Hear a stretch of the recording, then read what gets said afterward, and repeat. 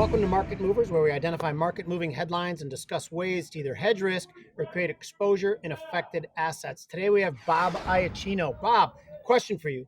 Keeping in mind, there are obvious ongoing major headlines that are pushing around risk assets regarding lockdowns and potential lifts. On the 15th, we have phase one China trade negotiations. Where do these talks belong in the order of market moving importance? Well, I think if you look at it from a perspective of what's likely to happen with them, very low. But overall, it matters quite a bit to sort of the global macro picture. I mean, you can't have a global recovery without the two major economies having some sort of at least conversation. So I think from a standpoint of what to expect, not much. But if we get some good news out of it, it could be very market moving. I agree, but particularly because of the headline effect that it could have. So today we're going to take a broad view of markets. Bobby and I are going to be looking at the S&P and gold, and our goal is to provide her with different ways to either hedge risk or create a directional opinion across specific time frames or different assets according with different risk tolerance. Bobby's taking gold, I'm taking the S&Ps. To my trade example, and I actually think what I just planted the seed there about a headline risk, I think it's to the upside, and I think 2 or 3 months before an election, the administration wants to put out positive headlines. So I'm still bullish stocks.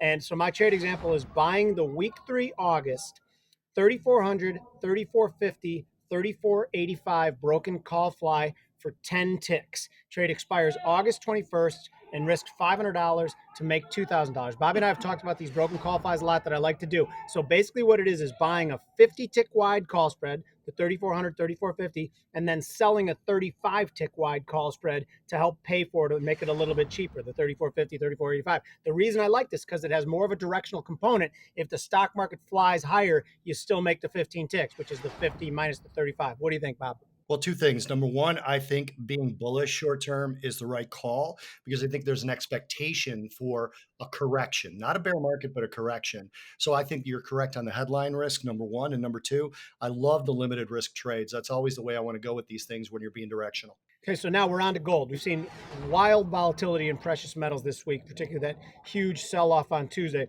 Is that telling us something other than just market position? No, to me, this looked very much like profit taking. Gold had been overbought for somewhere in 10 days to 2 weeks, which is quite a stretch.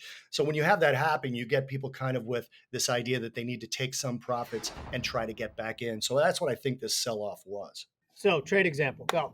So I'm looking to buy September gold, August 26 expiration, 1975, 1985 call spread for about 3 ticks. This type of trade example is going to risk $300 to make about 700, expires August 26. Have to note that October gold is the underlying.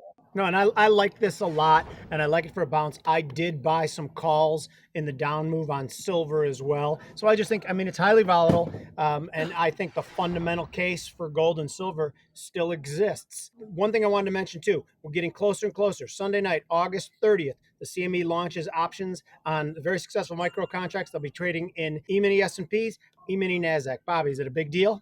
It is. It's just another way to dial down to the detail on both hedging and expressing opinions directly. I love this announcement. So do I. And I think options traders love to be as precise as possible. It's almost like a point of pride for us. Thank you for joining us on Market Movers, where we are helping to make you a better trader.